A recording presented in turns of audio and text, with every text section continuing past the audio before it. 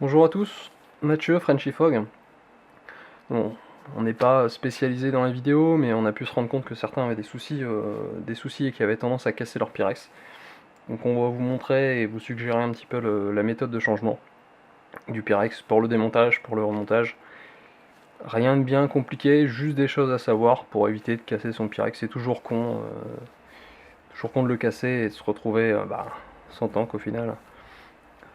Donc pourquoi le DTCM peut se casser un peu plus facilement qu'on va dire qu'un standard. C'est pas le Pyrex qui est mis en cause, c'est le fait qu'il y ait deux joints. Du fait qu'il y ait ces deux joints là, la portée est assez grande.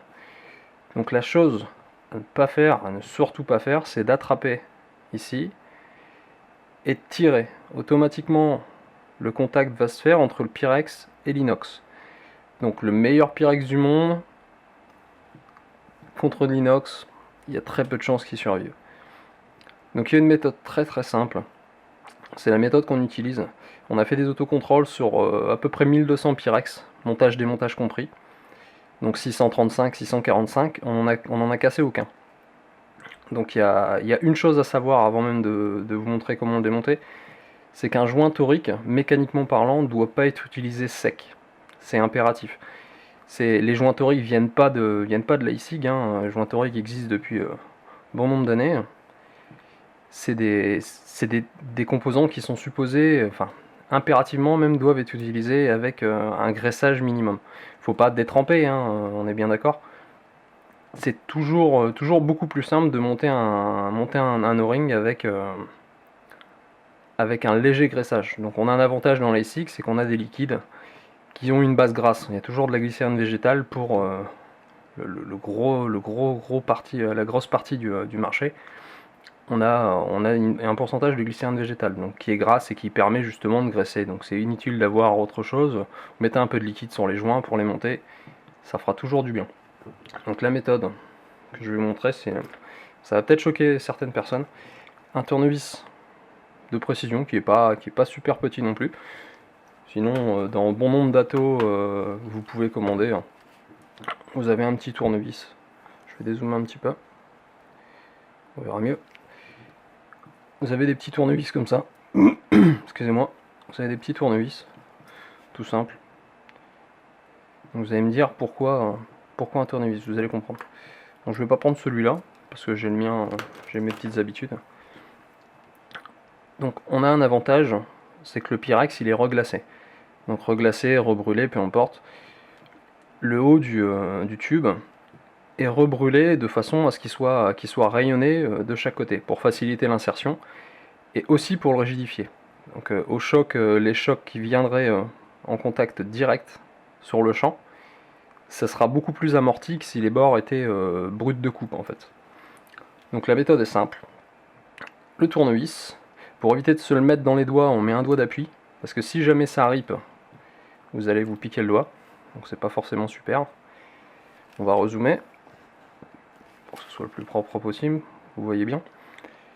Donc tout simple.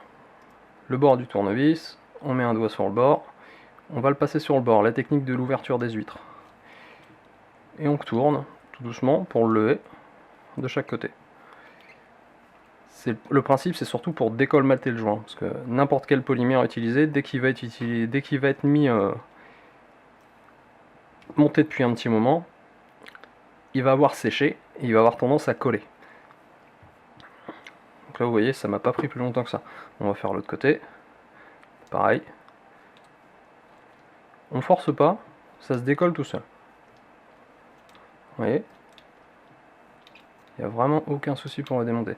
N'ayez pas peur du fait que j'utilise un tournevis, justement le bord rebrûlé du Pyrex permet justement, tiens, je suis hors champ, permet justement de pouvoir venir en appui comme ça sans le moindre risque. Évidemment, faut pas, si on sent que ça force, c'est que les joints sont un peu colmatés. Donc ça va avoir tendance à se mettre en porte-à-faux, ce qu'il faut pas. Donc on tourne un petit peu, on n'est pas obligé, vous voyez, ça m'a pas pris excessivement longtemps. Hein. De cette façon-là, vous n'avez aucun risque de casser votre Pyrex. Ensuite, pour le remontage c'est pareil, c'est la même chose. Un joint torique, si vous le mettez droit, ça va toujours, on va appliquer un maximum de contraintes. Donc le but, c'est pas d'appliquer un maximum de contraintes directement, c'est que ça passe, et une fois que c'est mis en place, les contraintes vont se mettre en place toutes seules. Donc il suffit juste de le faire, d'appliquer une légère rotation. On le met en place, une fois qu'on sent qu'on est vraiment appliqué sur les joints, une légère rotation, hop, sans problème, ça passe tout seul. Il y a un bon grip, on a cherché justement à avoir le meilleur grip possible, donc faut que ça serre, c'est un minimum. Donc là pareil, on tourne légèrement, le premier est passé, hop, ça prend pas plus, vous pouvez le démonter, on en a démonté une bonne quantité comme ça, on l'attrape sur le côté, on tire, vous voyez ça prend vraiment pas beaucoup de temps, hein. Attraper avec le tournevis sur le côté, faut juste le décolmater de façon à ce qu'on ait passé à peu près sur 50% du premier joint, et hop, c'est tout simple, ça se retire tout seul. Désolé pour le cadrage, hein, on n'est pas trop spécialisé là-dedans. Donc on voulait faire ça pour vous montrer du gras. Après, quand c'est gras, on sent si la résistance est trop forte. On peut continuer, on peut l'attraper, on passe le doigt dedans, on le fait tourner légèrement, et hop, on le met. Vous voyez, ça passe relativement bien. Là, je sais que par rapport à comment j'ai passé le premier, je sais que le deuxième va aller tout seul. Voilà, tout simplement. Donc, petite vidéo rapide, mais qui pourra en aider certains, notamment pour le démontage et le remontage du Pyrex. Donc gardez à l'esprit de toujours lubrifier un minimum vos joints. C'est vraiment impératif, ça coûte rien, vous mettez une goutte de liquide sur votre doigt, c'est vraiment insignifiant, c'est vraiment très peu. Une goutte de liquide, on passe autour du joint, et là vous êtes sûr de ne pas être embêté pour le monter. On force pas et on évite surtout le porte-à-faux. La chose, vraiment, je reviens là-dessus, c'est de surtout pas faire ça. Vous voyez bien, allez faire ça. Vous voyez, il n'y a plus de jour, il n'y a pas de jour pas de jour sur le bas. Les deux pièces sont collées. Par contre, au milieu, on est en train de créer un jour sur le dessus. Vous voyez là, on est en train de créer un jour. Donc là, le mettre en travers, automatiquement, le Pyrex va venir en contact avec l'inox. C'est vraiment tout simple. En espérant que ça a pu vous aider. On aura certainement d'autres vidéos pour vous montrer le changement des pigeons de remplissage. Ils sont petits, on est d'accord. C'est néanmoins, ça reste pas gênant, parce que la pièce du dessus, on n'est pas censé la démonter. On passe pas son temps à la démonter. Une fois que c'est mis en place, on remplit, il n'y a aucun souci. On va rentrer plus dans le détail dans une future vidéo qui doit arriver assez rapidement. Bon, à la prochaine, alors j'ai rien d'autre à dire. Au revoir tout le monde.